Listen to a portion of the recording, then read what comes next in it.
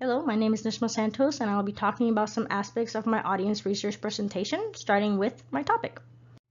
The original topic that I chose was audience research as it relates to college students' media use behavior. This topic stood out to me because as a college student myself, I realized that there are a variety of things competing for our attention, such as Hulu, Amazon Prime, Spotify, and Netflix. In addition to this, college students make up an interesting demographic because their interests vary wildly and are different based upon the types of media that they consume. For many college students, the bulk of their media consumption is done through their mobile devices such as phones, laptops, and tablets. My topic would have delved into the reasons why college students are so attracted to the different forms of media that they use for entertainment, and it would have answered the question of how college students spend so much time on their mobile devices and the various factors that can affect this, such as gender, education, social influences, and background. For my literature review, I chose to change my topic. I think that this was in part because I'm a big Disney fan, so I wanted to choose a topic that included this. I also wanted to see how much of their marketing was directed towards millennials like myself. Therefore, I chose to do my literary review on how Disney appeals to millennials through marketing. Disney is one of the biggest media conglomerates in the world. They're continuously changing and adapting their strategies. Through their powerful brand acquisitions such as Star Wars, Pixar, and all of the ones that you see here, and much more, Disney has been able to reach new heights concerning its economic growth. However, despite this, much of Disney's success is due to its world-class brand, as well as its ability to reach beyond its original audiences. By expanding their target audience demographic from children and family to millennials, Disney can continue to grow their company. So, who is considered a millennial? Millennials are also called Generation Y. They are the people that are born between the years of 1981 to 1996, which makes them currently between the ages of 20 to 35. Millennials are known for being more diverse and technologically savvy. They're also the generation that is most marketed towards. So how does a company like Disney appeal to the most technologically driven generation today? Well, through appealing to nostalgia. You see, millennials grew up watching movies such as Toy Story, Star Wars, and The Lion King. And through the parks, these movies have taken on a life of their own, like the recently opened Toy Story Land and the soon to open Star Wars Land. Many millennials also grew up going to the parks. Due to this, millennials are more likely to take their children to theme parks as well. Nostalgia can also be used to attract viewers to shows that they watched as children by rebooting or remaking their favorite classic TV shows. For example, Disney recreated the original show Boy Meets World into Girl Meets World, starring the original cast of the show as adults. Millennials are not only more likely to watch an old TV show, but if they're parents, they're just as likely to introduce their kids to their old favorite content, helping expand viewership to new generations as well. Due to millennial sense of nostalgia, they are also completely immersed in branding. Through branding, companies such as Disney have been able to build consumer loyalty by allowing their products to stand out from other brands. By marketing to children, Disney has been able to create a loyal, long-time adult consumer, and by using branding such as Star Wars, they can appeal to an audience that grew up watching films that previously had no affiliation to Disney. The millennial generation also grew up in an era of technological growth, and while computers and mobile phones have become an everyday essential for millennials, things like the internet, social media, and interactive technology are allowing this generation to have a voice and engage in the type of advertisements that they are willing to see. So the research suggests that millennials do not like advertising that is distracting, forced, or disturbing, making them perceive online advertising as negative. However, millennials prefer personalized marketing strategies, providing product feedback, promoting their favorite brands, and writing or reviewing comments, as well as video advertisements on platforms such as YouTube.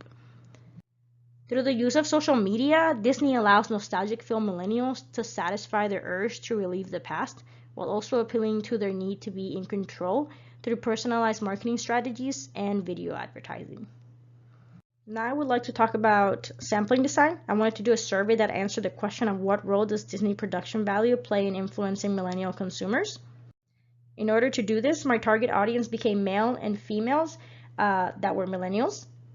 For my population, I wanted to stick with millennials who have seen a recent Disney movie because that way I can ask questions having to do with the reasons that they came to watch the movie in the first place and how that movie may have influenced them. The sampling frame, I want it to consist of Disney enthusiasts or parents across the DFW area. For my sampling method, I wanted to use a stratified sampling method. I wanted to conduct surveys as well as focus groups to gather more in-depth information on the way millennials are influenced as consumers and if production value affects this. For my sampling size, I thought I would randomly select 20 theaters in the DFW area, 10 of which would be conducted through focus groups, while the other 10 would be conducted through surveys. For my recruitment approach, I wanted to recruit for both methods by going to each theater as a new Disney movie is released and selecting as many people as possible as they exit the theater, then further refining and dismissing all who do not fit the target audience, and then asking them a series of questions that will help analyze how influential the production value in the film would be in the future consideration of watching Disney films. The survey group would have received popcorn and drink vouchers, and the focus groups, since it takes a little more time, they would have received movie vouchers. As mentioned before, I wanted to determine what role the Disney production value plays in influencing millennial consumers. For my research, I utilized the internet to apply the self-completion method in order to gather data from my respondents. I used SurveyMonkey as a medium to gather data on the role that Disney's production value plays in influencing millennial consumers. My survey consisted of 4 different types of questions, such as 2-choice, open-ended, scale, and multiple choice. I posted my questionnaire through a Facebook post and ended up with 10 participants, with 50% being male and 50% being female. I asked 11 questions. The first 2 were things like, what is your gender and how old are you? From there, I asked these questions. For number 3, on a scale of 1 to 5, with 5 being the best, how consistent do you think Disney's production value is across their films? For this one, 60% thought that Disney was consistent and 40% thought that they were extremely consistent, confirming that millennial participants feel that Disney maintains a consistent production value throughout all of their titles. For number 4, another scale question, for this one, they said that 50% that the production value is both important and extremely important, showing that the participants feel that production value plays a critical role in how enjoyable the movie is to them. For number 5, 100% said true, which means that all of them agree that Disney films are of high quality and are enjoyable. For number 6, 30% said that they are just as likely as before, and 70% said that they are more likely. This shows that Disney films impress and influence their audiences to view more content from Disney. For number 7, when viewing a film, which aspects are more important to you? 40% felt that the plot was the most important thing to them, and 30% felt that the special effects were important. 10% felt that the quality of the script was important, another 10% felt that the sound was important, and another 10% felt that the visuals were important. This data suggests that while people may feel different things are important to them, they can agree that the production value is important to the overall quality of the film, because all of these things fall under production value. For number 8, many people mention Disney's reputation as being a part of the reason that they watch the films, as well as the plot, the characters, and the theme of the movie, which I find is interesting because Disney gained its reputation from its production values. For number 9, 30% chose A, 50% chose B, and 20% chose C. However, this might be unintentionally wrong because many people don't know how many films Disney releases every year. They tend to release 8 to 9 films, at least they did from 2018 to 2019. This year they're going to be releasing 9 films. For number 10, another scale question, 30% said that they had no opinion, 50% said that it plays somewhat of a role, and 20% said that it plays a large role. This data is very interesting because that means that the 30% that picked a no opinion aren't even aware that the production value does play an important role for them.